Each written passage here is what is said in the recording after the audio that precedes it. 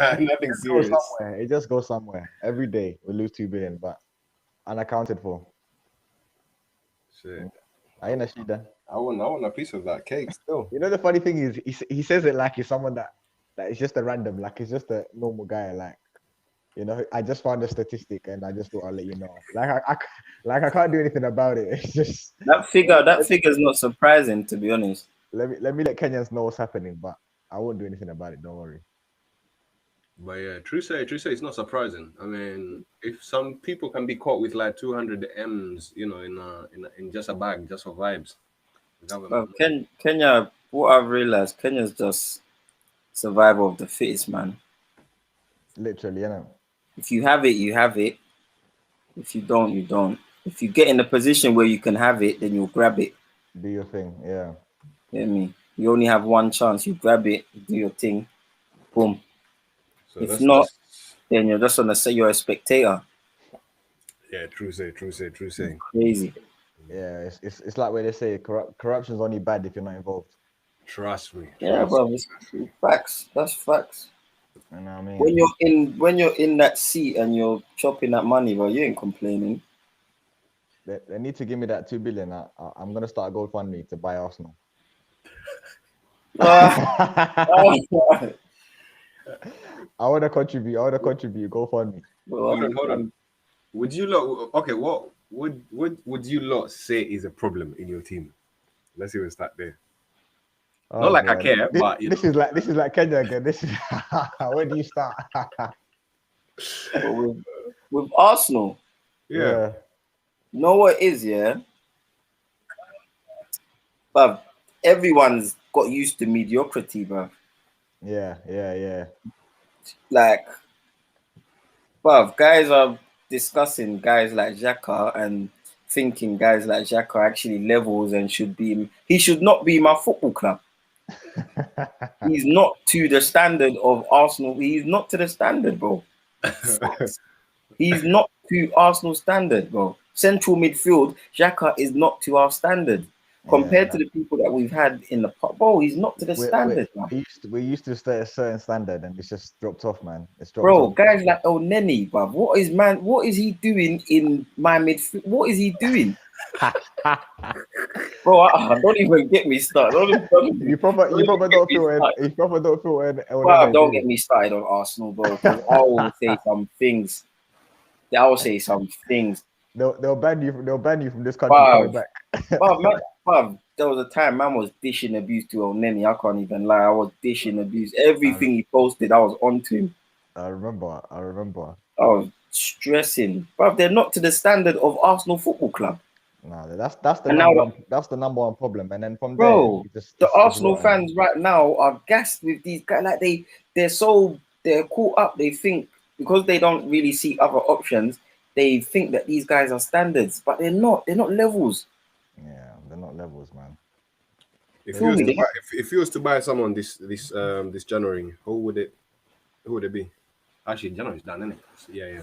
Who would it? Yeah, well, the window just gone. Yeah. I think Odegaard was a good buy. Yeah, he needs to start still. He needs to start playing properly now. Yeah, man. He can't be playing off the bench anymore. Pepe, I'm on to him. Nah, his past 4 games, he's performing, but not consistently. Yeah, that's what I was going to say. I've watched a few. Now, Willian, that's the core of the whole rottenness of Arsenal. That's just the epitome of what Arsenal are going through. Willian, yeah. Oh my God, this guy is finished. Well, you're saying he's a bad buy? Bro, he's terrible. Well, we got him for free, and even then, I wouldn't. It's too hard for him. Shocking. Oh my God.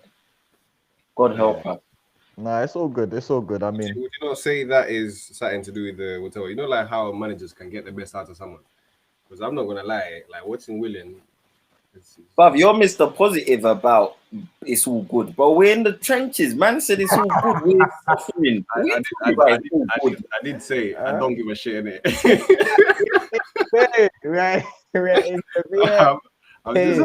I'm just having this for vibes. You know what I'm saying? Like at the moment, my team is winning in it, so I can't really.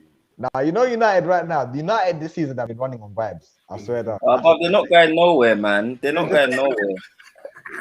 They're not going nowhere, man. You know, Ole just looks like a confused driver. He's just driving straight. And, Wow.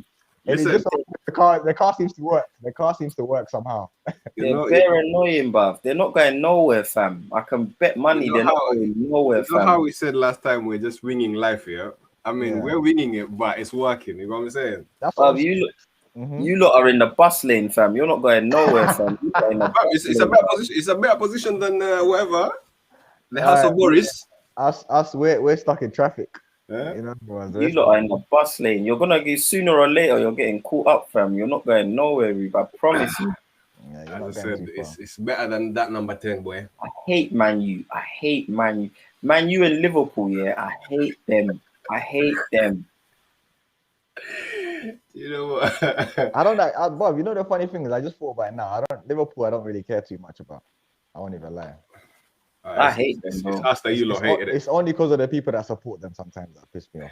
But yeah, the fans. The fans. You're not talking about Bugsy. Bugsy, I'll say names. Bugsy, Zulu. Zulu's another one. Yeah. Let me not even start. That's a rabbit hole. If I go down that rabbit hole, I'm gonna just be saying some things. Yeah, nah, that one, I don't know. We'll see what happens, but obviously January's done. I feel like for the rest of the season, we just have to now, because obviously you know that everyone's gonna start playing midweek. Injuries are gonna start coming in. You know what I mean? Games are gonna start being a lot more. So when's the season ending this year? End of May, early June, probably. Because they pushed it back a bit, didn't they? But I swear the Euros are this year as well. And then the Euros, exactly. Yeah, Euros, and end of the summer. Oh yeah, there was some debate about I don't know whether it's you lot. You have to pick a country where you lot are gonna play your game. Oh yeah, the Europa game. Yeah. Because Portugal's you have to quarantine for 10 days if you go there. So that will mess up. That will mess up our whole schedule, innit? Mm-hmm.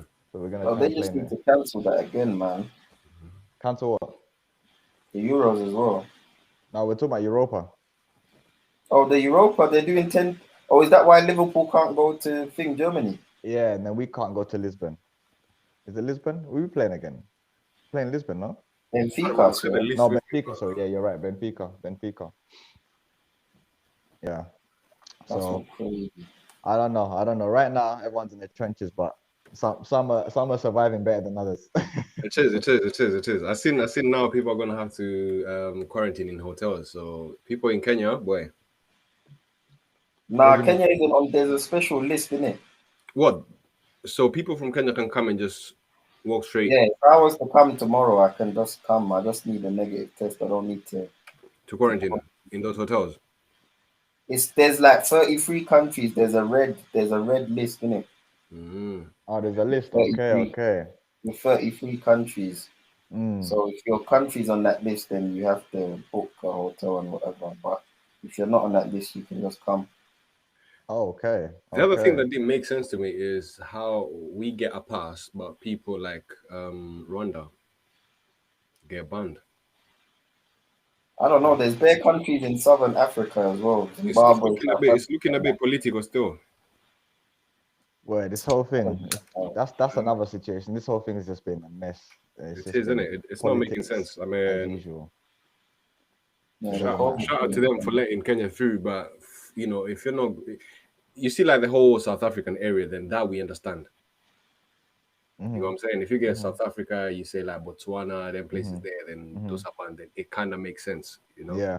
But now, if you get Kenya, okay, you lot can just come through. The neighbors of that country, ban all of them. And then people like Tanzania still a joke. Yeah. Tanzania's vibes. It is. Yeah, no, but it's only certain countries though. It's only certain countries you have to quarantine. I think there's 33. There's 33 on that list. 33? 33 countries, yeah. I was looking at it the other day. There's 33 countries in there. Oh my days. Are Are you watching the game? Yeah. What's the score? 2-0. What? Okay. Bruno just scored a Mazzalino, fam. Yeah, that's all mad. So anyway, we won't even just. Yo, I swear Everton were at the top at one point this season. Yeah, early the season. Yeah, Early in the season, right? they were leading for a little while. But Everton, I like Everton. Though. Everton, Leicester, and West Ham. That's my other team still. Yeah, I don't mind them. Yeah, I felt bad for the manager that got fired after taking them to whatever, man. Winning Which the league. manager? From Leicester or From Leicester? Yeah. The way they dealt with that, man. No, but he delivered though, man.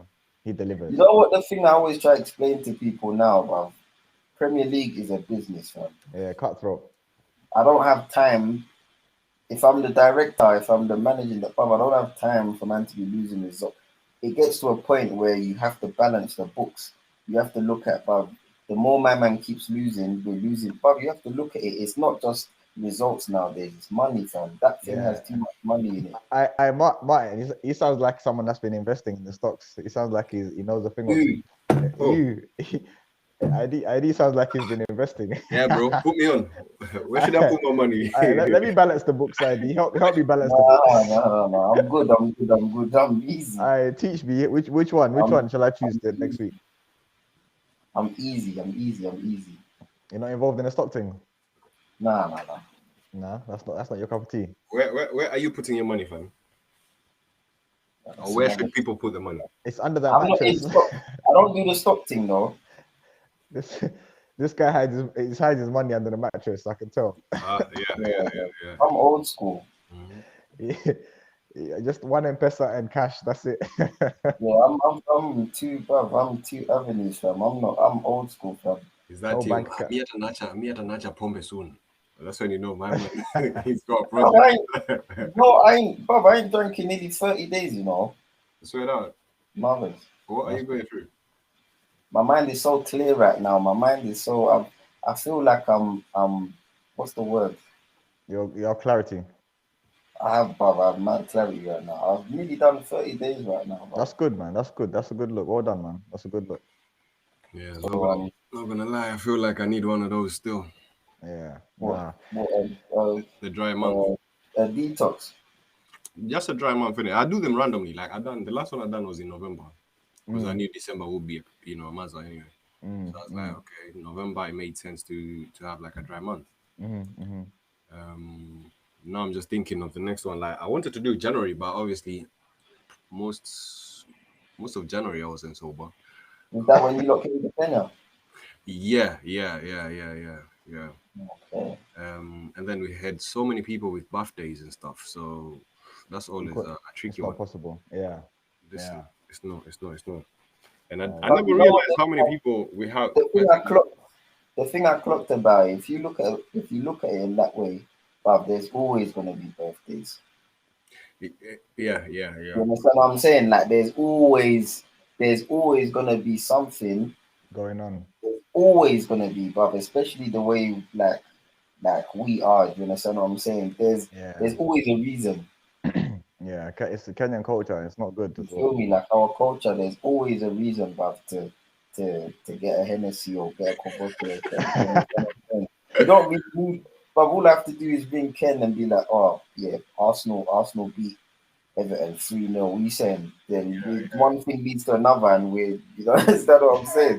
True. Not during the pandemic. During the pandemic, we're looking after our health and wealth. Yeah, to be honest, pandemic is a good way is a good excuse to stop, but at the same time, it's driven a lot of people in the other direction. Yeah, especially if you're just chilling at home. That's even worse. But I think if I had a wife and kids right now, I would have been drinking, man. If I had a wife and kids, I would have been drinking.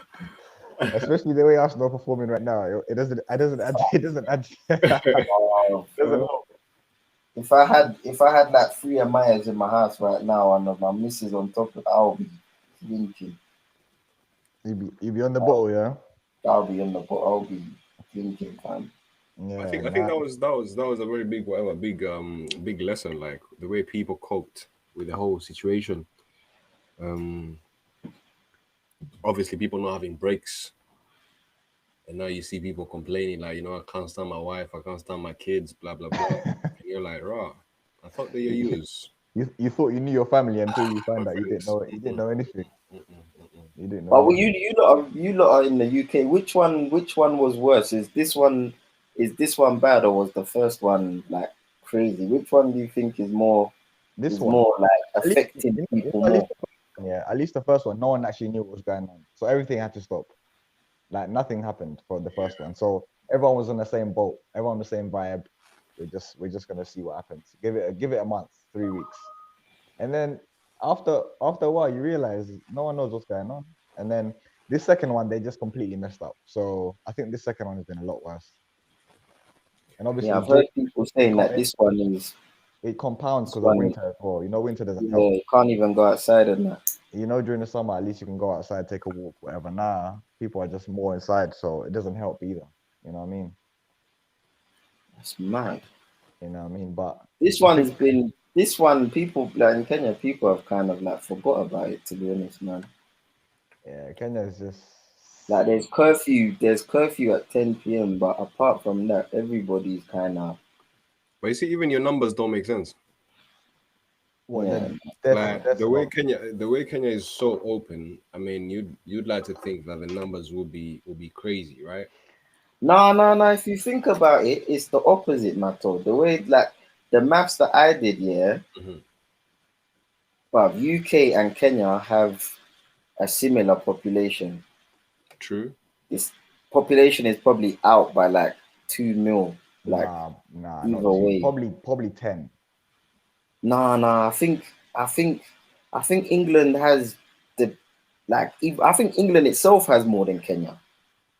Yeah, England has. England, all of UK is 67 million, I think. If I'm Okay, let's just look at England because we're dealing with England. England itself has more.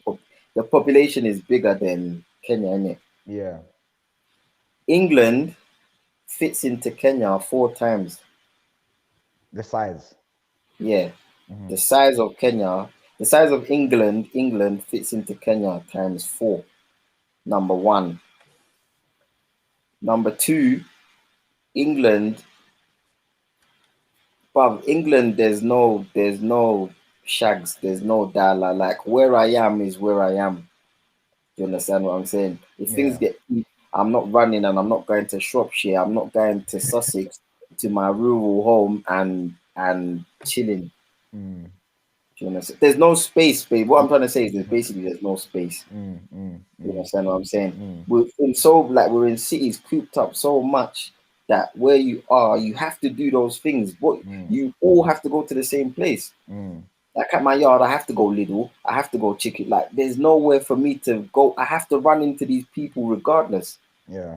So there's no here, bruv, I can disappear, go to my village. I can go to my village and disappear for a month. And I ain't gonna interact. I'll interact with like 10 people the whole month. Yeah. But England, where is that gonna happen? Yeah, it's true. No, you're right. I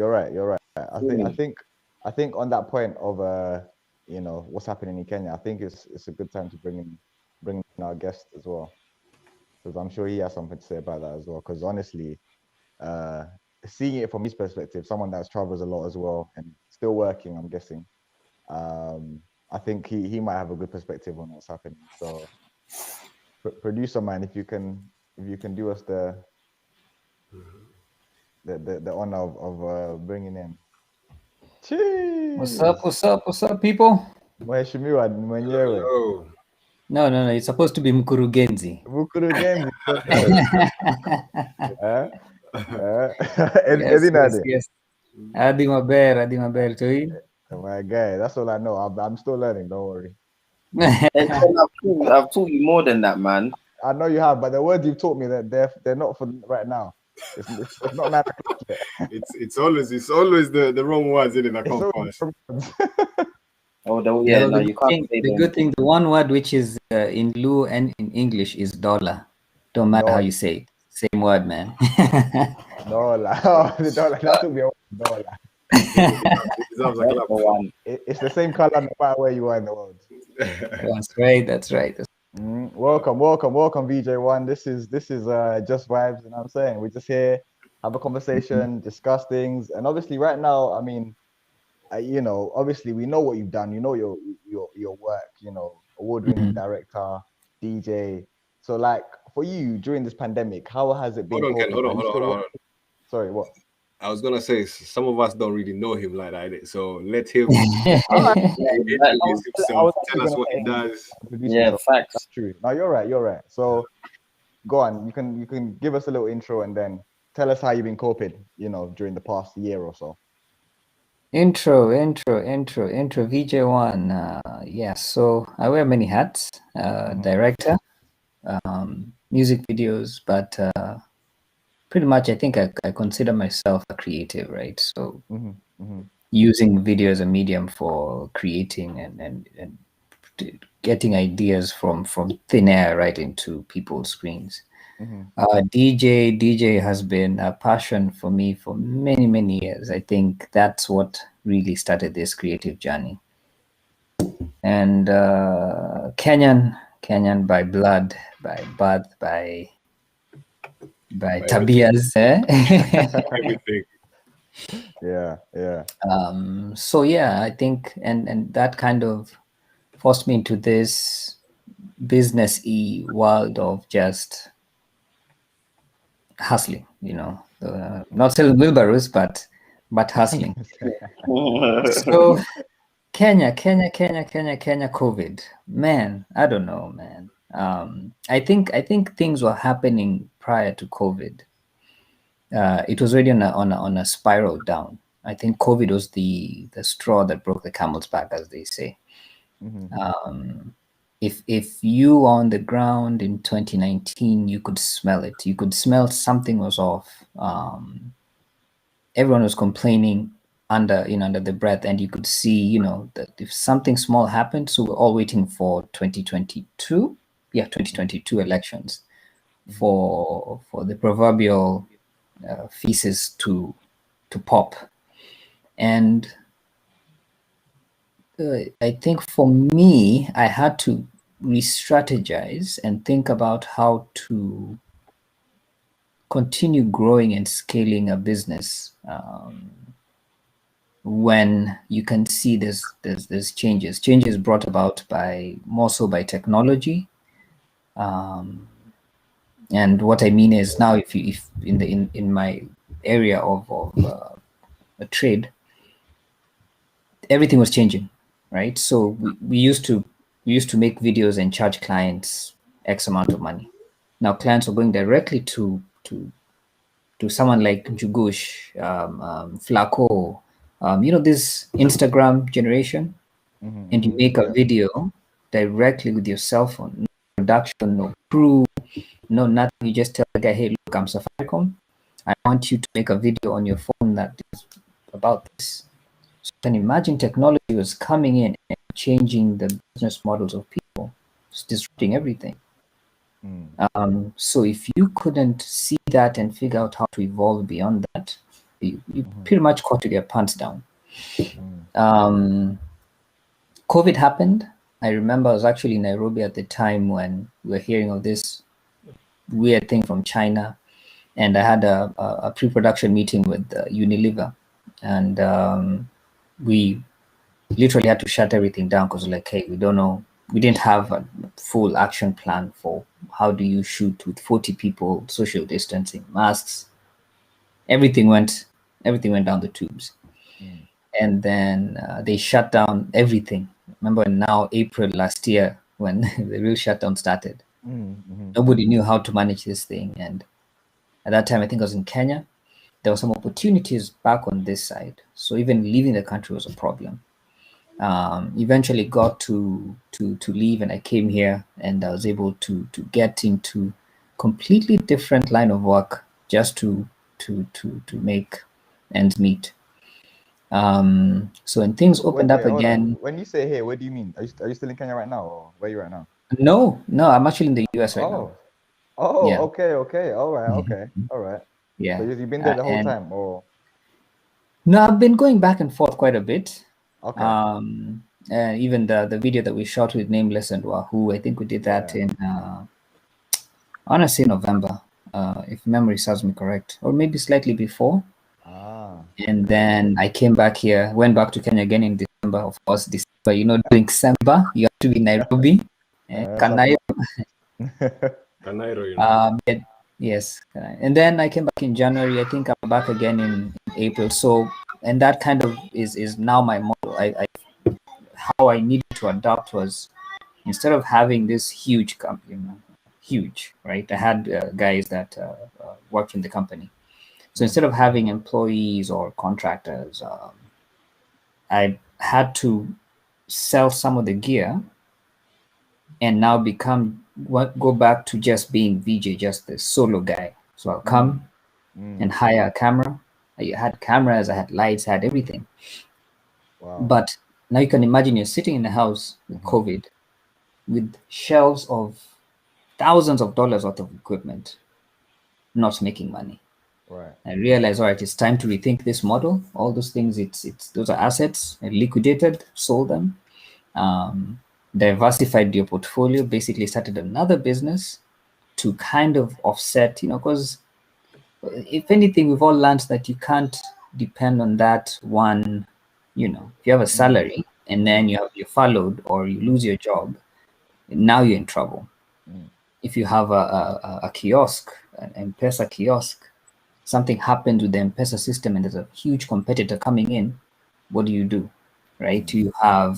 We've all seen that we need to diversify. You need money coming in from this source and another one from that source. At least, let me put it like this: people who are in business have really taken that pill. Was that a big sacrifice to make? Like, having to say, Huge. you know what, I have to make a decision at this point. It's very huge sacrifice. You can imagine the way I perceive my brand and where I kind of built it over the years. I was comfortable, right?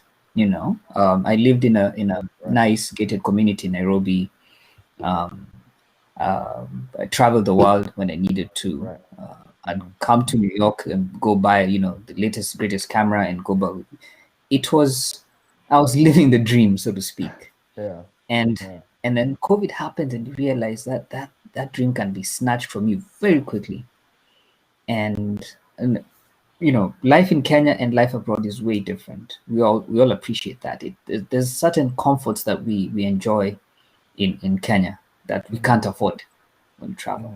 And so it's that uprooting of your whole entire life, and you're like, all right, so now I have to give up these things so I can secure at least these other things. And it's difficult. You need to do a lot of soul searching. You need to really resolve a lot of personal things and understand. It's okay to go and work in a warehouse. Yeah. It's okay to go and work in a fast food joint. Yes, you used to be the top director in one of the top directors in Kenya, but that has changed. And if you can psychologically process that, I think you can probably survive just about anything. I respect someone like DJ Krem. He was in the newspapers the other day, and his primary revenue stream was DJing. Yeah. For a whole year, if you're not making any money, it doesn't make sense. You can't live in an apartment in Nairobi paying 80,000 shillings. And he restructured as well. Figured, okay, I'll take my family to Eldoret. He's still working. They live in a beautiful, beautiful house in Eldoret. Oh, wow. But I'm sure he kind of had to go and reset certain things and do some adjusting. Yeah. And I mean, I've seen he does. He also has the brand Esco, which is a very, very nice, innovative brand of clothing. Yeah. So yeah, I guess even that also plays into it. That's dope. That's really dope. So I mean, these are the genuine struggles that people have to go through, and people have to really ask themselves the serious, hard questions of, what do I need to do, and I need to do it now because things are not happening for me, and that's important to share things like that because I feel like people are still going through it, people are still going through a hard time and a tricky time, and trying to understand that you're not alone in this, Yeah. This thing of like maybe all you've known is, you know, as you said, being the best director, getting all the best jobs, and then all of a sudden it's just a car crash. You know what I mean? So it's thank you for sharing that. You know, those are important things I got a question. Yeah. VJ, would you, okay, now that you've gone through that, where you know you've gone from an owner to someone who now you go out there and outsource whatever you use, would you say it's a lesson, or would you advise now people that are upcoming or whatever and say, you know what, some of these things you don't really need to own? You know what I'm saying? Is it like a good financial move? You know what I'm saying? Like where rather than owning, you know, you go outsource stuff and then just take it back. That's a good question. Yeah. So that's a very good question, and I think it's the answer is probably one of the worst answers. It depends. You know that. What I'd say is things have changed. When I started building my production company, there was a huge advantage in owning the equipment. Naturally, back in the day, if you're talking HD camera, it was very expensive to hire those things. Yeah. And I recall when I've always been a bit techie, nerdy, so to speak. So my ear has always been on the ground on what technology can help in terms of storytelling. So a few years ago, drones are not even a thing. Nowadays, drones are, you know, you go to a store, you buy a drone, and you have very beautiful cinematic footage. Back in the day, you had to buy pieces and assemble the drone. Take this thing, chomelea wires, and connect a GoPro, and the whole footage was like this. It was crazy. Back then, there was a huge advantage in owning the equipment. But now, even for people like me who came in were disruptors, because I understood what technology would do for film. I came into a space where I solved people's production problems cost effectively because I own the equipment. I have the technical skill, right? So you can shoot, you can edit, you can grade, you can do something with the sound. There was a huge advantage. Then what ends up happening, technology changes, right? So now you have a drone that comes with a camera, and the camera becomes better. And now it's shooting HD, and now it's shooting 4K. Now it's shooting 4K at 60 frames. So the playing field becomes level, right? VJ1 with his expensive cameras, there'll be a kid who go and buy a camera which is maybe 500-600 pounds, and go, because of things changing and most clients not valuing quality but valuing the bottom line, which is help me sell, help me get known, help me. So I don't really care that you have a camera that shoots in 6K or 8K or shoots in 10-bit HDR. Those are not, there's no value proposition in that. What is more valuable to them is, my problem is I want to sell this thing. So if you shoot it in HD 4K or 20K, it doesn't matter.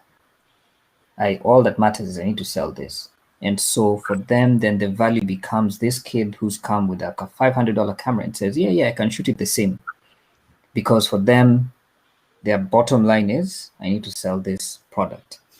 So back then, I'd say yes, there was a huge advantage just by the virtue of it was very expensive to have to build up a company and have all those assets, and it was extremely expensive. Now with tech, cell phones, right? Cell phones shooting, okay.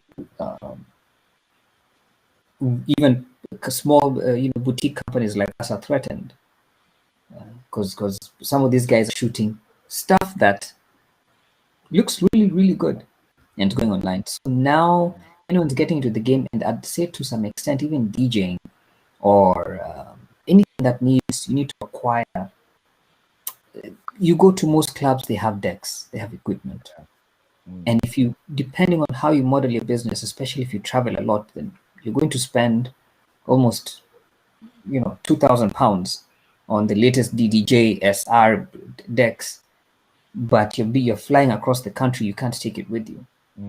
So I think now is a time when we want to sell our abilities than sell the fact that we have the latest tools. So for me, that realization came in 2019, and right into 2020, it was really solidified. Yes, I have a rack with all the latest cameras, but I'm sitting in the house. So what am I selling? So I understood I had to sell the creative. That's what your intellectual property. That's what you're really charging these people for. And I could come and convince them. I can come and convince them, hey, look, I have a great idea. I will not make the money from owning the camera. I'll pay someone else, and I'll pay someone else for light, and I'll just be paid for creative, because then that you can always transport it anywhere, especially some of these creative things. You know, video is a medium that doesn't need any special certification. It's how good is your last video, right? So you can go to Uganda, you can go to South Africa, you can go to Peru, and the only barrier to entry would be either language or cultural misunderstandings. You're not really understanding what that video needs to pull out. And so in 2020, nope, you don't need those fancy cameras. In fact, right now, to be honest, I have 0 cameras. Wow. 0. Wow, that's interesting. For 2021. In 2021, jeez, man, time flies, huh? time is flying just like that. A wink, we winked, and 2020 is done. I mean, it was a crazy year, but that's interesting. That's interesting to hear. So, like, I guess moving forward now, your model has had to change, and you're gonna have to look forward to, like, you know, renting now more so, and hiring and all that kind of stuff. Okay, that makes sense. But speaking of videos, I want to take you back a bit. What would you say was like the first video that you made and you thought, you know, I'm onto something. This is something that I can really take seriously. Do you know what I mean? Oh, okay. Like the first decent video I remember. Let me see. Because I think you started DJing before video. Okay. I started DJing in 2000. Actually, technically, I started DJing right after high school. A very long time ago. In 2001. That's when I tried to fiddle around with, back in the day, those circular round platters going around, and you had to chase the. Mato, you know what I'm talking about? You chase my uncle tried to teach me how to use he used to try and force me how to use I just said, my friend, this is not I said, leave me out of this. It was too much. Back then, the DJ had to be there. That's why most DJs were always set up above everybody else. Chasing the beats. And you know, you have a needle and you're playing. So if you in a dance floor and everybody's dancing, right, the needle keeps jumping. The needle jumps. So the DJ had to be completely isolated from everybody else, so that the record just keeps. That makes sense. So it stays on the vinyl. It stays on the wax. Oh wow. Yeah, it stays on the vinyl.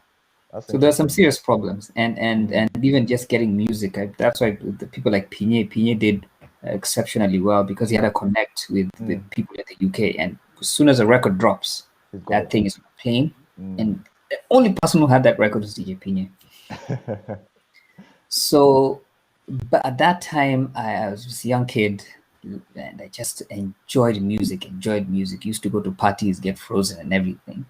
And so, you know, as soon as a friend of mine had decks, I was like, yes, this is what I want to do. I want to be this. And fast forward many years later, got into DJing, and I was DJing at clubs, started taking pictures of people at the events. That's when Facebook just started to grow. And so I'd used, again, always nose to the ground. I understood what that technology would have done for my DJing, right? So Facebook was huge. I mean, it still is, but it was the new thing. It was growing. I used to take pictures to promote on Facebook so that more people come to the parties. And so it got to a point, I'd go to events, people tell me, no, don't DJ, come and take pictures of us. So I kind of got into taking pictures, and now by default videos, because I had to create short videos to promote the parties. And so I had to learn how to make videos. And then someone asks you, hey, I have a baby shower. Can you take pictures and videos? I'm like, yeah, I can do that. You got that covered.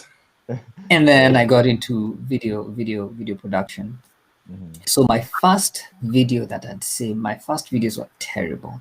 Maybe one day I'll post them on my YouTube channel just for kicks, you know. I actually have, huh? Did you self-teach yourself, like, you know, the whole? Yeah, pretty much. Okay. Wow. Just either going on YouTube when there was almost no information, or trying out things. And I think my first 3 or 4 videos I never released because they were bad. But I think if you actually like learn something of, you know, things like YouTube and stuff, I think personally I would say don't feel embarrassed, because, you know, we get to a point where you look at your old stuff and you're like, what was I thinking? You know what I'm saying? Like, you see the mediocre in it, but you have to crawl before you walk, right?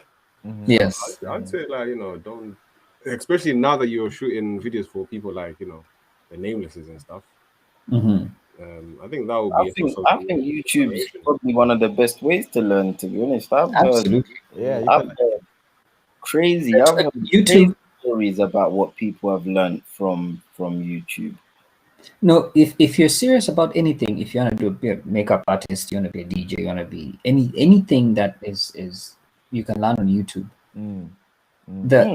I think YouTube should be a good foundation. Unfortunately, people on YouTube have their own interests, which is to drive views. So they'll give you just enough to drive views. But the more you get into whatever you're doing, you'll understand very quickly that was just scratching the surface. No one really teaches you. And so this is where some of these online programs, Skillshare, Pluralsight, you name them, they're much better resource for learning. Either, you know, if it's photography, video, DJ. I think those, if you want to be a professional, you really want to take it up a notch. And it might mean you might have to spend a bit of money. Or if you're creative, find where those resources are. But were they available? Were they available? Were those sites available back then as well? No.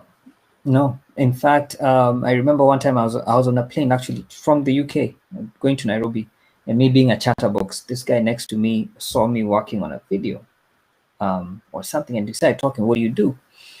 And he told me, you know, if YouTube is great, but you're not learning anything on YouTube, right?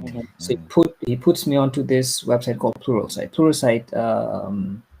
Yes, and he said, yes, you have to pay, but you learn, because these are actually industry professionals, and they'll teach you the real stuff. Forget this YouTube stuff. Good to start, to get you fired up. Once you're fired up, you're like, yes, this is exactly what I want to do. Pay for courses, or find someone who can pay for the courses. You will move from being an enthusiast to a professional. Because the moment I started doing that, I'm telling you, people, it was considered professional, whatever that means, right? I guess YouTube is good to start, get you an understanding of what the topic is about, the basis, and then kind of the learning. But back to the video. So you were saying that the video game. Where did you feel like I can do this now for a living? Let me see. I think I went to Jamaica. Yes, I was doing it as a hobby, and as a promotional tool for, you know, like I said, my DJing stuff. And so I knew I knew this guy called Kenyan. Kenyan was very instrumental in bringing all the reggae acts you've seen in Kenya. That guy that's the guy. And Ulimse, as they say, Ulimse. He was bringing all the Kenyan acts. So just talking to him on Facebook, we became friends, and he said, "Yeah, come down to Jamaica." Then I went down to Jamaica and At this got a point, chance to at meet this point, had you been making videos, or you just been still DJing? zero. I mean, not professionally. I was Right, making videos. In fact, I have some videos which are oh my god! I will share them on the next So you see the on the next Go find it. stream. Go on. And no, these are classic. You guys have no idea. But now on that trip, the Kenya Don introduced me to quite a few guys because we went through studios. I met Popcan, I met Ding Dong, I met Ovado. We went to actually, that's the time when Adi Teacher Vibes was being sentenced. So we went to that courthouse. He was being brought in and he was going to court for the sentence. Wow. And then he said, there's a video. I had a camera with me. Chuck Fender was shooting a video for, it's called One. Another director was shooting. And I went there. My camera was a Canon 7D. I don't know if you guys know what that camera is. Yeah. Canon 7D. Now, back in the day, that was like a mother. You know, I was like, you have a 7D? Snap! You're the guy. When the director had a step down. So he looks at me, he's like, yo, this guy has a 7D. He's like, can I use it? I'm like, yeah, sure. So we switched cameras. And, you know, he's shooting, and I literally just started shooting with him. So some of the footage actually went into the video. And it was a legit video that went online. I was like, yep, I'm now a director. This is what I want to do. Yeah. And so as soon as Kenya Don went around studios, and he was introducing me to even Wayne Wonder. This is the baddest director out of Kenya. I was looking at him like, yeah, that's and funny enough is I got in touch with Ding Dong, and he said, yeah, I hear you're a really bad director. I was like, yeah, I am. He said, I have this song. Can you shoot for me a video? I'm like, I sure can. And I shot for Ding Dong a video. I was quite shocked. It actually came out pretty decent. Wow.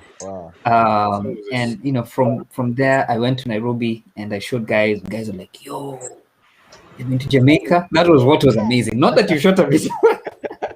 Umenda Maju. And Umenda Maju. Then, you know, from there, I guess the rest is history. Yeah. What a story. Jeez.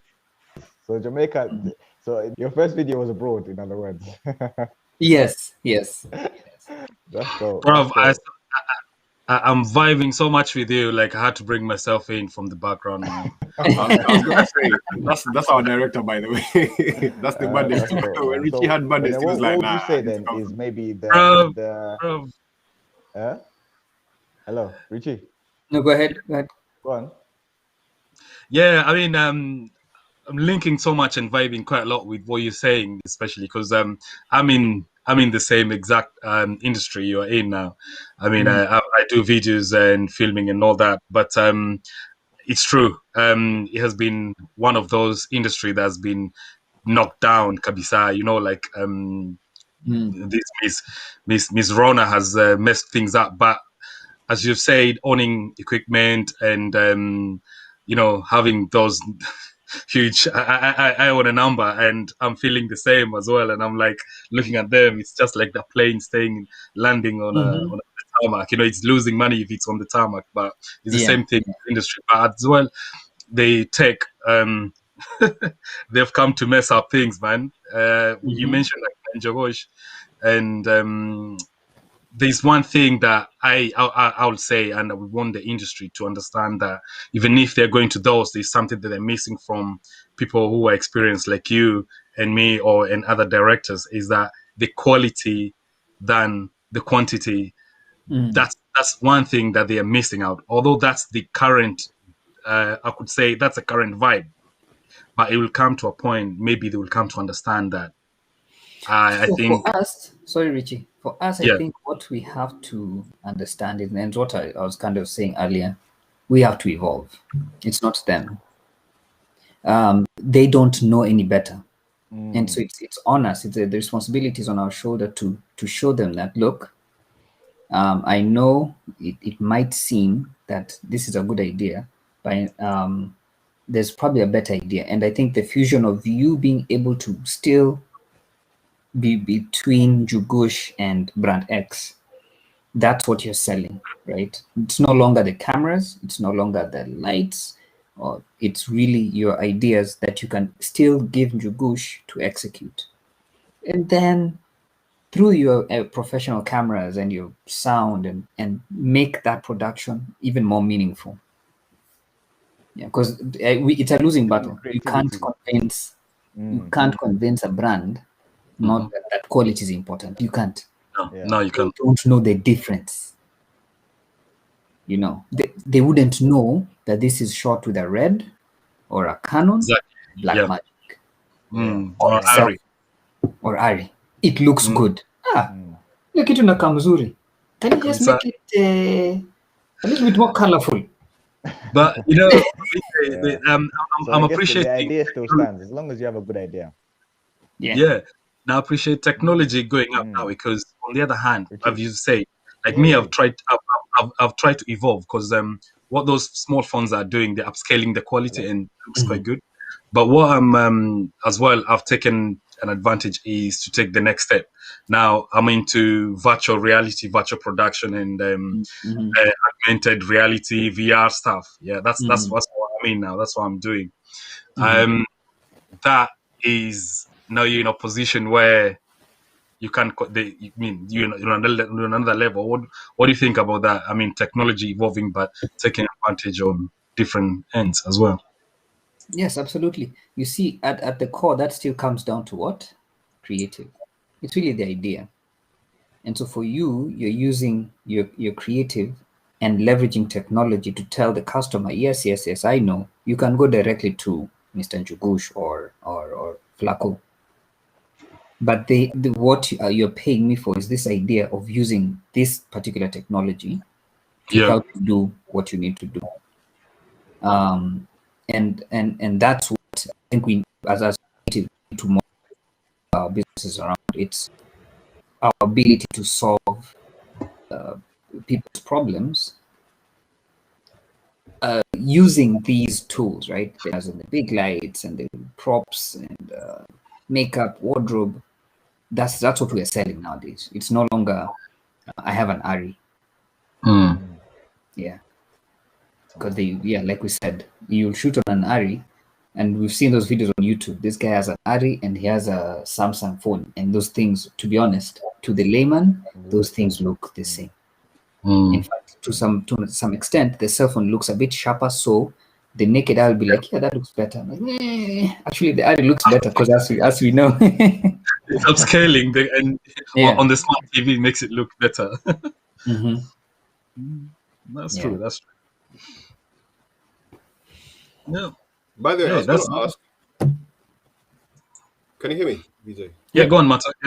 Yeah, I was going to ask, like, okay, in the Kenyan, let's say, like, music industry, for example, what do they go for? Do they go for the name? Do they go for the quality? Do they go for the pay rates when they're looking for a director? Because, I mean, as you said, there's a lot, there's a lot that people can do with technology, but which has kind of, taken the business away from the professionals to any guy now. So that one has been very, very fluid, I think, over the years. I think there was a time typical artists would make money, right? So your A-list artists were making money because they were doing shows, and they would invest that back into their video production. Now, as times have changed, Kenyans started listening to a lot of Nigerian music, and I'm talking way back. When we started importing more West African music, the Kenyan music scene really took a hit, and so most people stopped investing that kind of, the quality thing was not a priority, but the budget became more serious. How much can you afford?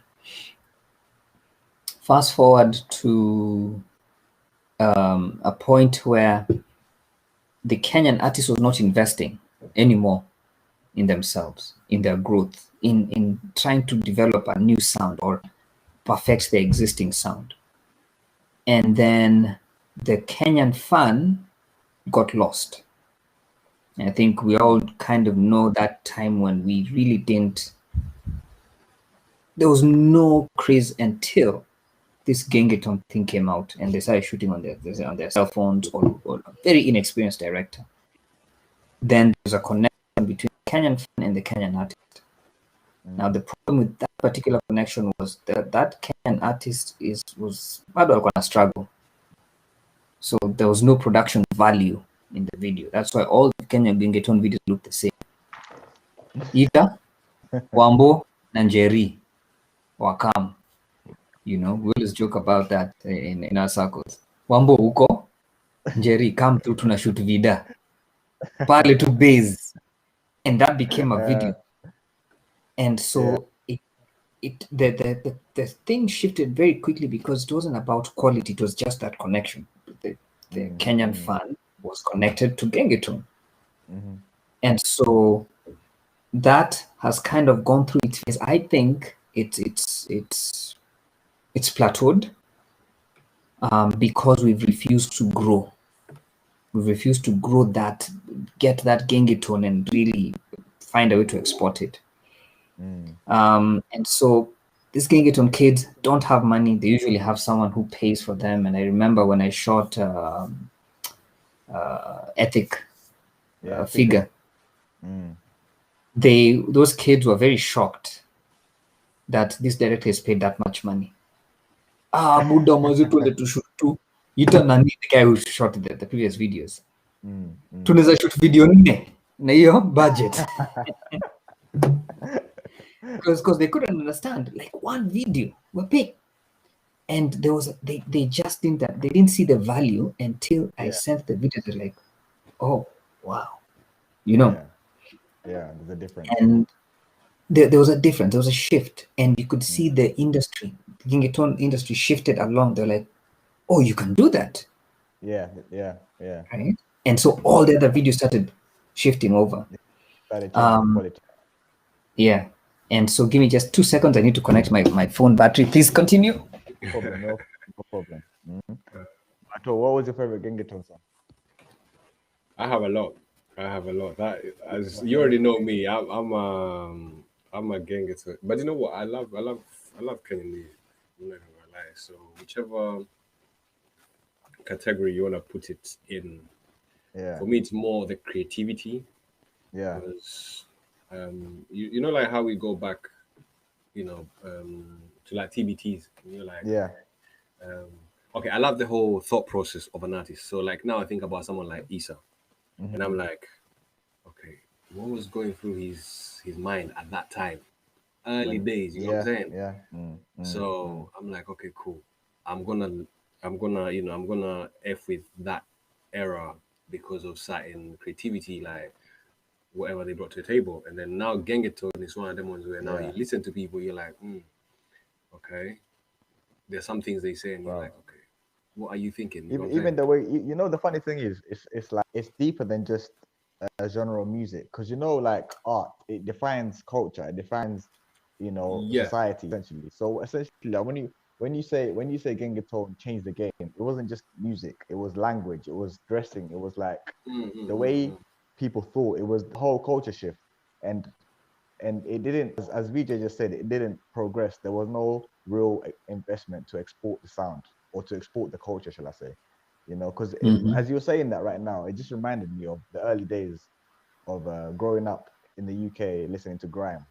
Because when grime started, it was like a fusion of you know, garage and jungle and dancehall sound system from Jamaica, you know, and like African vibes as well. So there was a lot of fusion there. So when it came out, it didn't have a name.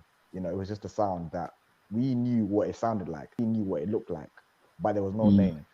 But then eventually, it started to become, you know, now the labels, once the labels, the officers come in, you know, the guys in suits, once they start coming in and putting it into a shelf, and then they say, this is what it sounds like, this is what it is, blah, blah, blah, blah. It starts becoming more something we can sell, something we can export, something we can package and, you know, sell on. So I think that's the part that Genge missed out on. But then in saying that, grime had a era where people started trying to go mainstream. They started seeing like, if I stick to this grime thing, there's no money, but there's people who are going mainstream and making money. Let me try and do that. although I'm gonna have to make pop songs and repetitive songs and make a song with this this artist, whatever, and I don't want to, I have to do it for the money. And then it went through an era of people were lost, what's going on, who's who, blah blah blah blah. And for about 5 years, people were confused, but then it kind of came back to itself, essentially, and which is, I mean, 15 years now. It's been a long time, and it's had its up and down. So I don't know. I think Genghis is still very young. It's still very young, but it needs to have that. That I don't know what it is. Like something needs to give for it to be packaged and sold outside of the country, essentially. First and we of need all, to be proud of it ourselves, I think. VJ1, in your opinion, do you actually see it going anywhere? Because a lot of people are saying like, okay, it's just here for the time being. It's gonna die, right? A lot of people. Even people saying it's already dead. Yeah, there are people who are saying it's already dead. I think if there's no investment in that genre, it's going to die. Unfortunately, there has to be investment. So I look at it like this: the Gengeton artist X, where does he see his craft, right? Does he imagine himself on an O2 stadium? Can he imagine himself doing a South by Southwest? And if he can't really understand that that's where he needs to be, it's going to be dead. There's no ambition. If his ambition is to perform at 1824 or at Safaricom, Blaze, then that's the problem. Is the ceiling is set so low, and there's no exposure. Look at I've given guys this example of Beyonce. Beyonce has borrowed African culture quite a bit. Yeah. She's traveled, she's well traveled, she's had experiences. And I'm trying to imagine this Gengeton artist, what if he was to get on a plane one day, go to Brazil, sit in a studio and just listen to this conga sound, right? And then next thing he's probably, doing a show next to someone in Jamaica and he listens to a sound. And then next thing he's in on a table listening to country music with some white guy. That experience is what makes a creative. True. So if he's had limited, his experiences has been what KTN and KBC, because let's be honest, not a lot of people in Kenya have paid TV. Most people have free to air. These free to air channels have a very capped, very limited resource of. So that's all the experience is limited to that, right? You only listen to Jua Kali, Naiboy, Calligraph, and some Niger songs. So you really have no experiences to shape your creative process. And so since there's no investment in that genre, I think it will not last long. It will. Right now, it's already plateaued. Let's be honest, it's plateaued, and for it, we need those Gengeton guys to really have life experiences that are going to inform their creative and really give us something vibrant, and then something I can export. Because if you look at this piano stuff from South Africa, it's really Gengeton. It is. I was gonna say like it's the same as the Gengeton wave because it's come out of nowhere, and that's what people are feeding into right now. But and I guess it's exporting. It is exported. So but we need to find a way to invest more so in experiences for our Gengeton artists so that they can reinvent themselves and they can push that envelope and really try and get people in Nigeria to be like, okay, I like that sound. Who do you think has like potential? Because I mean, at one point we thought Ethic were other people, and then Uchungulu came through, and it's just like the only person I've seen from Uchungulu, and it was a surprise, was what's his name? Alejandro. What's Alejandro? Yes. I'm forgetting his real name. Everyone knows him as Alejandro. Yeah, Alejandro. Chief Inspector. Yeah. But like that song he done with Savara the other day, I was like, okay, he's the least person in the group that I thought would actually make a move, sound different. So who would you say like in that whole Gengeton group That's a tough one. I've never thought of that, but since we're here,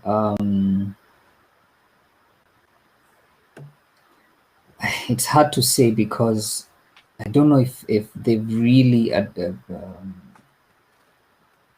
can speak to a wider audience. Gengeton has always really tried to appeal to, for lack of a better word, that Islando demographic. Oh yeah. You know, and now when I say Islando demographic, doesn't mean that it's for Islam's people, because Gengeton is listened to everywhere, but because a lot of that culture came from there, it really was, we're speaking to ourselves. Now, how then do we translate that so that people in South Africa can jump to it, because it's the same song, and the note and the composition is really good, but there's something missing. And I think even to some extent, it's even in terms of production. You listen to some of these Nigerian stuff, some of the Congolese stuff, the mixing is significantly better than what we're making in Nairobi. So our producers need more experience. Our directors need more experience. So we all need to really just experience the thing, so that we, as we're creating our own thing, it has grown. So that we're not just nataka kukua mnoma kama jua kali. Yeah. You know, you should be thinking, I want to be Davido anafungwa hivi na mimi na perform next. That's it. Ama mimi na perform, Davido na yeah. perform. Yeah. You know, we can't imagine that that's too big. Like O2 Stadium sasa mtu anafikaje hapo? Why not? And Calligraph is showing, I think, you know, I think Calligraph is definitely, he's Calligraph is on that level. Because him, I think he's been able to grab that talent, and no matter who you are, you listen to it, you're like, okay, he's all saying right. something. I might not know what he's saying, but he's definitely It's true. It's true. But and you have I to give think it to him. That's the confidence, but you can see the confidence he has in himself. You can see like he's unshakable. Like you can tell him anything, he's good. I know I'm good, so I don't care what you tell me. I can walk in any room and go bar for bar with anyone. And I think that goes to show. I mean, even his experiences, he's traveled a lot for tours and shows around the world. So I guess that plays a part. Seeing different things, meeting different people. But he's done his thing 100%. I think his thing was investing in his craft, right? Because I remember him saying like, okay, cool, you make like, let's say 100 G's a show, take 80K, put that back into the music, and then take the 20, and then, you know what I'm saying, like, go enjoy that 20. And I think that's the one thing a lot of people, or a lot of Kenyan artists haven't been able to do, to have that business mentality. For them, it's like, you know, because I remember there's one guy, and I feel bad. I felt bad for him because he's like a Kenyan, you know, a Kenyan legend, to be honest. And a friend was like, "Oh, the only thing they do is like they take the show money, they go drink all of it, you know, party, whatever, and then after it's done, that's when he'll go back, try get another show." You know what I'm saying? So it's a routine for them. It's like, okay, Pesa is still coming, so we spend it. Craft, we forget about it. You know what I'm saying? Like we're still enjoying these lame videos or whatever that we shoot, you know, behind walls and stuff. Yeah, that's So, true. So I guess, Mato, that... to add on what you're saying, the artists need to have, they need to reduce their dependence on music. And I'll tell you for free, someone like Nameless, he's an architect by trade. So he's not fully dependent on, right? The wife, who's an artist. Yeah, it's a director as well. The wife has a business and then does so. And you see, this is the staying power. Jua Kali, same thing. He has a business. And so the music, you're not waiting on that money on the music to continue growing. Nyashinsky as well. Nyashinsky has a business. Sauti Soul have really good management. Yeah, them people there, they invested in good. That's what I was gonna get into next. But yeah, you're right. I think investing is something else that is kind of just beyond just the music. It's very important. It's very important. But I think even adding on to what Mato just said, I think even it plays even into the music industry business itself. The model in Kenya hasn't really changed much, you know, for the past 20 years. It's you make a hit, shows, the corporates might turn up, you might get a few brand deals. That's it. There's nothing. There's never any like. It's never evolved past that. And I think South to Soul, they're kind of pushing. They've tried to push that barrier a bit with good management, as you said. You know, so I guess good management is a big part of it. The business model itself is a big part of it. You know, how these artists are handled, how they, you know, their process of royalties and things like that. All these things they play a part. You know, so Yeah. I think The business the behind the evolution, music. yeah, it's a big part. It plays a big part. But I've seen Universal have set up shop, Sony have set up shop. All the big boys have turned up now. But So apparently they're giving out very bad deals. I'm not surprised. I'm not surprised. So it's one of them ones because I mean Diamond was one of the people that I mean he was hyped to get into one, and then when he came out, it's like nah, it's not for us anymore. You know what I'm saying? Like this company is there to make money off, you know, and then they have so much restrictions. I think he couldn't even do collabos at one point. You know what I'm saying? Really? Wow. Really? Yeah. I see. Even Ali Kiba left his contract recently with Sony, I believe. Oh, sorry, it was Kiba that said he couldn't sure do it's Kiba, collabs. yeah. He's the one who said he couldn't do collabos.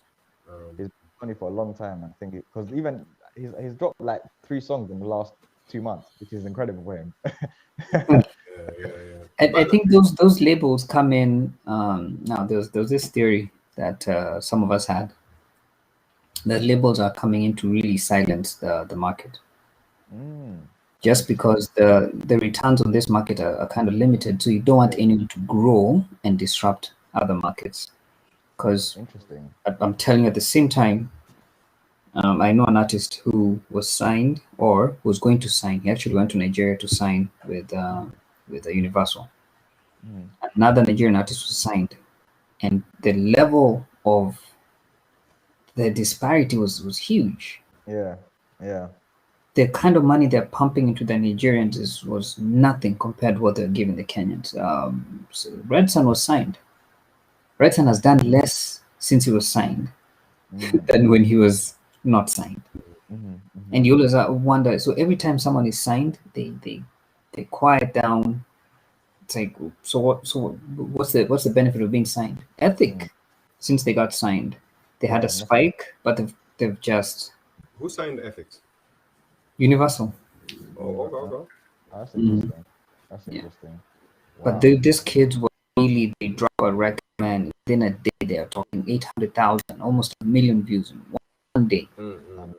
I might be exaggerating, but you know what I mean. Like, but speaking of that, really, actually, that's actually a good point, because I remember that Figure video when that came out. That was I think that was Gengetone at his height, if you can say that, because that was like, you know, the preview, everyone was looking forward to it. Like everyone was like, yeah, it's gonna sounding good. The video looked amazing. And funny enough, speaking of most video, of their videos. Are you the one who shot most of their videos? No, I've shot one video for Ethic. Okay.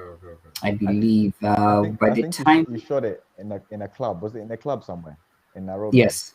Yeah. And I think that club is one of our friends who's also one of the guys on the host. He couldn't make it today. Eddie, his uncle's club. So I remember that came out. We were so hyped. It was like, yeah, it's a banger. And then it didn't even last a week. That was crazy. It got shut down. Yeah. that was sad. It didn't last long. I mean, in the club it still goes off though. In the club it's still a serious. DJ still have it, you know, so it's still doing this thing. It's still smashing the club. But I personally wish that Gengetone would because I know some of these guys. I've met them. I've hung out with them, and this was a good way out. I actually know this one kid. His stage name is Assassin. Assassin has really tried to do music. Kind of got partially signed by Red Room. You know Red Room, which is what's his name? Not Matrax. Matrax. Oh, Red Republic. Is it Red Republic? Yeah. Red Republic. Yeah, Red Republic. Red Room is the studio, so Red Republic. Right. So try to push him, and nice kid.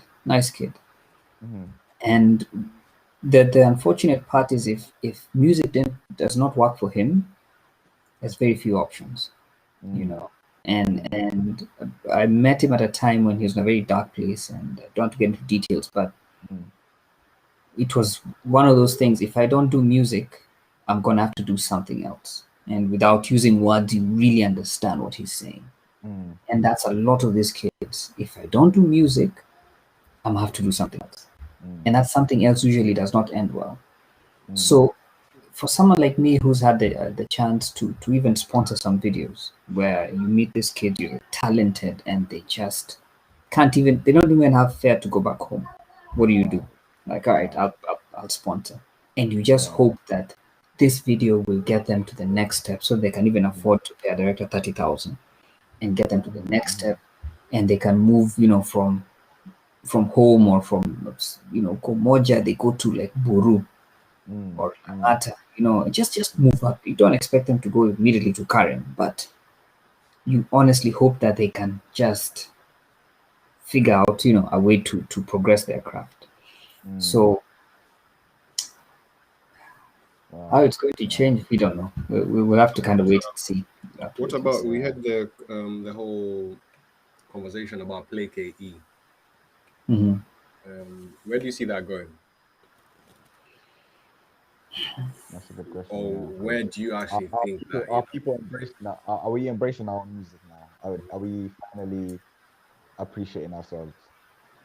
You know, I think we need to continue with that spirit. I think when Play KE started, big shout out to Joe Mushiri, and then the rest of the gang who are pushing that hashtag. I think we need to continue that, but again, go back to investing in our talents, right? Our music producers need to become better at mixing. They sequence really well. They sequence really well when it comes to mixing. Worlds apart. Our directors need to improve on how we shoot. I think so far we're doing pretty good. Our videos are pretty world class. Our artists need to also grow and maybe work with writers. There's nothing wrong. I've worked with guys who you tell them like, hey bro, can I get you a writer? And they get offended. Why? What's wrong with my song? I'm like, no, I didn't say anything wrong. I'm just saying if you want to do anything commercial, there's nothing wrong. Sauti Soul have had some of their songs written. Nviria has written some of Sauti Soul songs. Beyonce doesn't write half the songs, you know? And so Kenya, you know, we want to be, if you don't write the buzz, USA you know, come on. We need to grow so that we give the fans the value that they deserve. So that the producer, the director, the artist, everyone grows, the fans reciprocate. And then the brands, by default, brands don't care. Brands don't care how hot your music is. Then they care about bottom line. If I'm going to invest and make you a brand ambassador, it's because you're going to do what? Help me sell my product. They don't care how hot your song is. If you can help me sell, and that's what we need to also educate, and right back down to management, which unfortunately does not exist.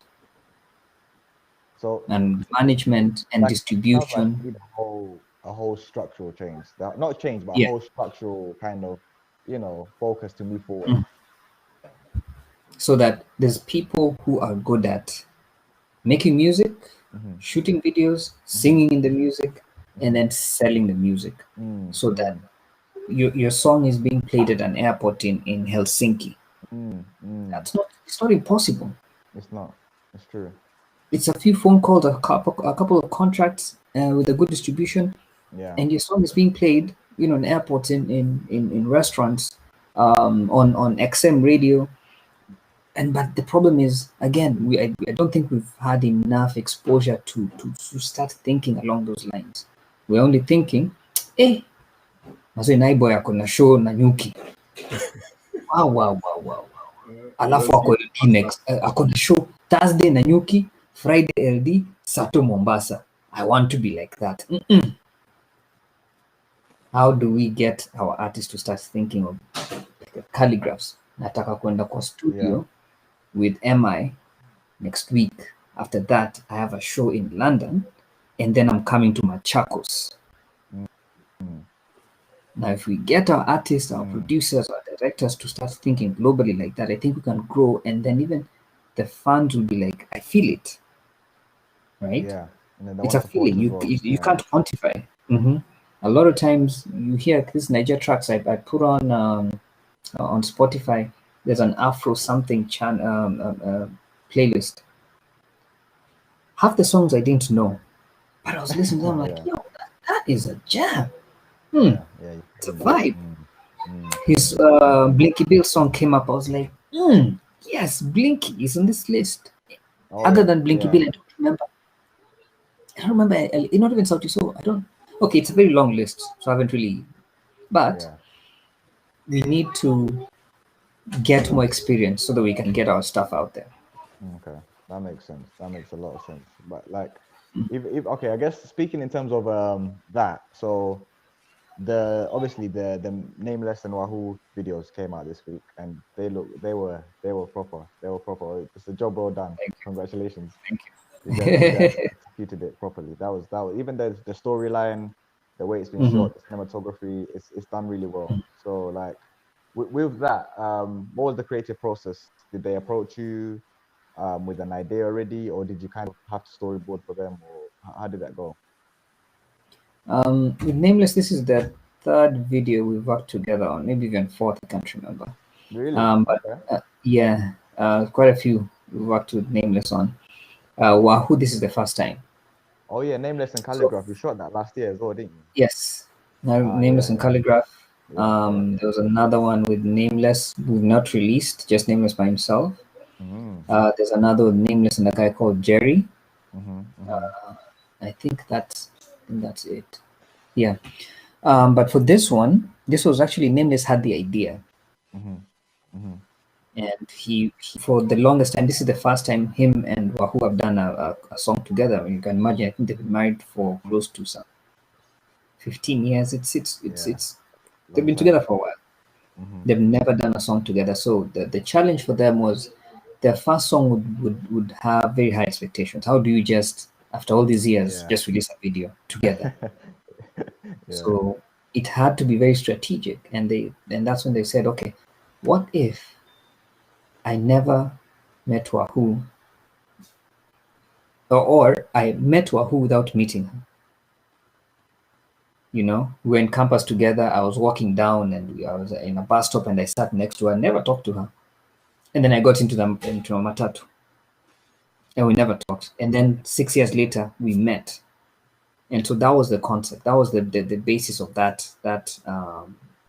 I want us to meet, and our paths are supposed to cross.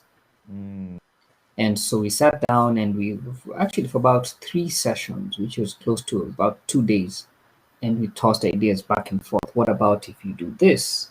And no, that wouldn't make sense. What about that? Oh, I like that. And I remember Wahoo was like, why don't you use Bien and Chiki? And everyone was like, yes.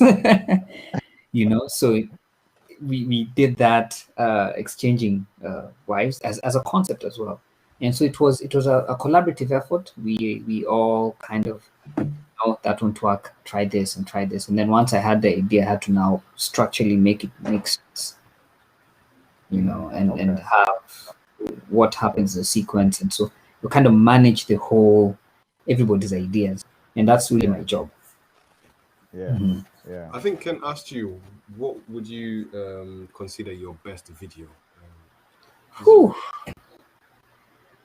Okay, let me put it like this. I think I'll tell you mine after you see yours. Go on.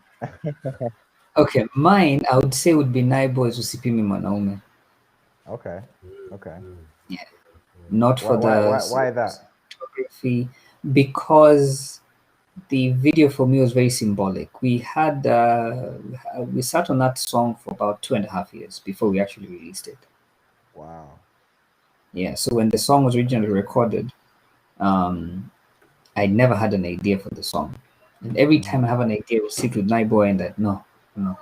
Because that song was, to me, that's his biggest song. So when when he released 2-in-1, was it 2-in-1? 2-in-1. Yes, we knew it's time. Yeah, like now it's time. I think his brand is ready to release that song. So like even now we listen to songs like, no, don't do this one. No, don't release that one.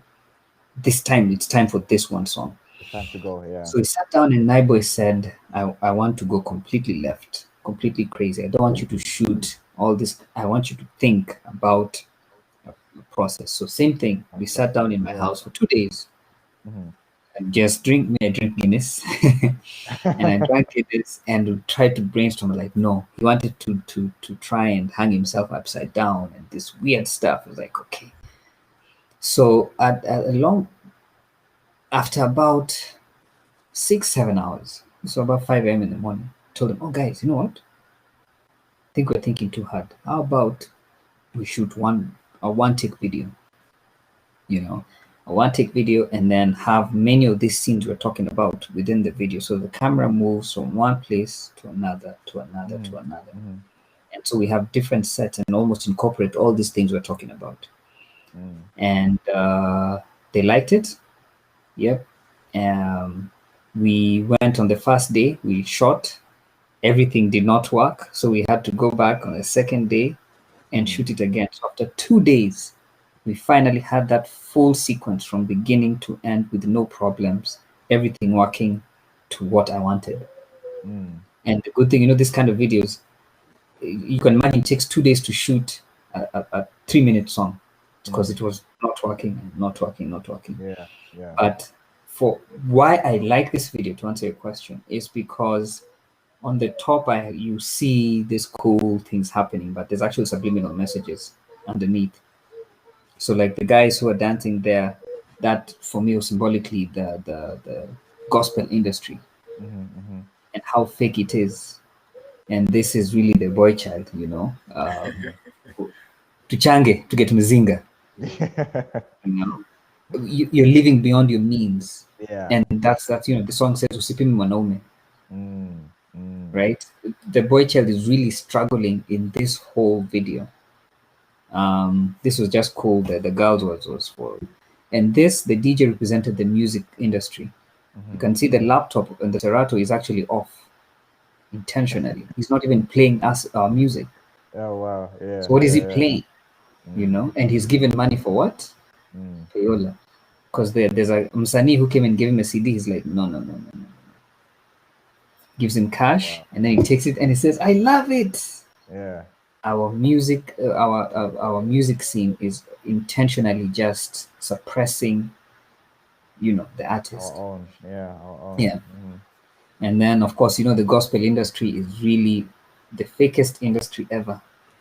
And this is from people who are gospel artists. I don't even have to, you know. Have you done a gospel video, by the way? I have a couple of gospel songs. Okay. All right. Yeah, but most, again, what I'm saying is very fake. It's a lot of people in the gospel industry have to work with a saved director. I can't even make it up. If you do secular videos, you can't shoot my video. Oh my God. No, we can't do that. We can't. Which is the weirdest things. What do you care about? Do you care about your story, or do you care about who shot your video? Like, oh no, we can't watch that video. A secular director shot it. It is. I think we're still tied up to the old school way of thinking. Holier than thou. Holier than thou. Yeah. And so favorite artist to work with. Favorite artist to work with. Yeah, let's do a quick fire of few questions. Yeah. Let's go through. Go on. Yeah. Can I say two? Say that again. Okay, go on. Say two. Two artists. Yeah, go on. Nameless and Yvonne Duck. Yvonne who? Yvonne Duck. Yvonne Duck. Okay. Yeah. Would you say Nameless is those because he's a director as well, so the creativity is kind of yes. Yeah. Like we when we get into a concept, he gets it, I get it, and it will be a push and pull of some creative stuff, and he's extremely organized, and he knows exactly what he wants, and he will break his back and he will, Vijay, what do you want? I want this and this and this, and you know, for us, if someone enabled you to create that well, Yeah. And that's why any of our nameless videos that you've seen, they're usually, you could tell there's a certain texture to them because he goes all out. Same with Yvonne Duck. All Yeah, right. Who they would you really say? know them. Who would you say was a bit challenging, but you give him credit because of the effort? Who the worst artist to work with? Worst artist, but you give him credit because. But before that, I'll add on to your point. Nameless, he came here a few years ago, and he was like, even just meeting him, working with him, whatever. He's so calm, so down to earth, so easygoing, and he hasn't got that whole complex of mini superstar, artist. whatever. But no. He's just like he's mad cool, and I respected that so much because we've seen some incredible egos. Oh yes. So actually, that would answer the question as the most challenging artist to work with would be, I'd say, Ethic. Okay. Yeah, I think when we met again, for them that was the first time working with me, and they didn't understand the way I was working and the decisions I was making. And to some point, we actually got into a bit of an altercation. Wow. I was about to shut down the cameras and say, you know what, I've been paid anyway, sayonara. And I understand it, they're young and they've come across fame overnight, technically. And I think that got to them. Because I remember one time one of them was like, mi ni msanii, huwezi ni show. Hautaishoot video yetu tena. I was like, bro, man, I shoot videos for international acts around the world. You're not there yet. Hey, were they under the influence of Mashash? Yeah. The superstar really got to one of them. And I have to admit, eventually when the video came out, we kind of squashed the beef. Okay. He came back and said, sorry, yo, bro, that was disrespectful. And I gave him that. He came full 180. But in the beginning, yeah, kuliko superstar mingi. Okay. And then, in terms of charges, what's your pay rate like? You can just don't give the exact, but I'm not cheap. Let me just put it like that. I've been known, artists have complained of my bill, but it's again, as a creative, that's what I value my time at. It costs much because of the experiences I've had and what I'm going to, the value I'm going to give you a video. From a technical standpoint, anyone nowadays, there's very good guys who are shooting in Nairobi, and I value my experience, and that's what I charge. All right, for someone, what was I gonna say? Okay, who would you say is a good competition? Who gives you a run? Actually, not even that. Who do you think like a good job in in Kenya in terms of directing? And who'd you like to shout out? Basically? You know who so I'll have two people. Okay. I'll give two people. One is someone I've admired for a very long time, actually. It's Enos Olik. Okay. Yeah. He's always done phenomenal work. It just goes without saying. The second person is actually someone I consider new kid on the block, who's a raw filmmaker. And he's done the videos for, I think he did the videos for Nani, what do you call it? Naiboy and Nyashinsky Black. Oh wow, yeah, that's raw. And also Nviri Pesa Pombe Pesa Sigara one, yeah, that one. That's dope video. Those are very dope videos. The style, the way it was shot, I liked it. I actually liked it, and I think I've met him once. I told him, I like your work because it's creative. It's super creative. I would never think to shoot like that because I'm classical photographer. So as I photograph, I usually look at certain things in composition and where I'm gonna place things, and how I everything. I have a very clean, and if you see most of my videos, very few of them are very flashy and sparking. My shots are usually very clean plates, and you can see the picture. And so it's a huge departure from my style, and I watch it. I like that. I like that a lot. Yeah. I So those two, raw filmmaker. Yeah. I'm not sure who does Chris Kyger's videos, but he's creative. That I think Frank, yeah, has a similar style with raw, yeah. Yeah, it's very modern and kind of very quirky, and you know, it's a nice almost style. abstract. I like it. Yeah, abstract. Yeah, exactly. So I do like that as well. That's dope. Are you a TV person, film person? I have to be, just because No, but I think between the two, which one would you choose, TV or film? More so film. I like the long form of trying to, you build this, you take a character and you do something to them and then it ends. TV, not so much. I think I've probably watched 6 or 7 shows religiously, at least in the recent 10-15 years. Yeah. Really? 6 or 7? Yeah.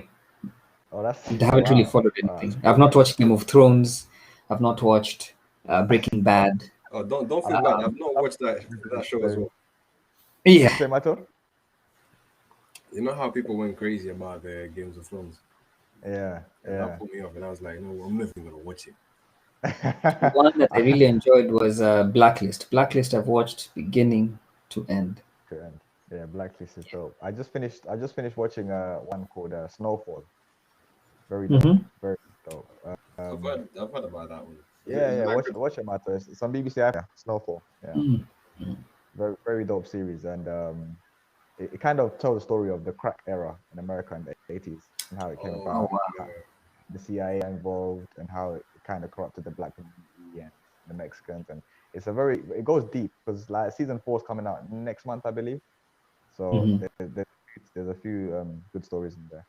Okay, that's cool. So I think we're gonna start wrapping up soon because you know we don't want to keep you too long. But this has been a real pleasure, man. DJ. Same here. I've enjoyed the chat. Appreciate your time, my guy. Yeah, I'm sure this won't be the last time because you know we've got so much more we can discuss. You know, there's so much going. Looking forward to it. Yeah. No, we appreciate your time. So. Asante sana.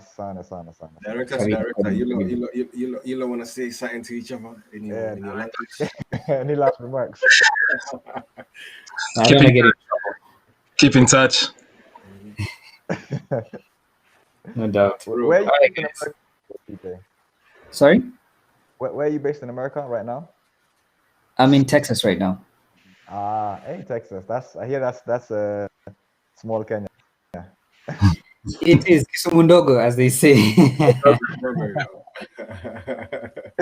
You walk down the mall, okay. What's the culture like in America? Kilometer home. Yeah. Right, Ken, just conclude, and then we're just gonna go offline. Okay, Martin, what did you say? I think you had one last question. Oh, I was just asking him like, what's the Kenyan culture like in America? Are you guys together, or is just everyone for themselves type of thing?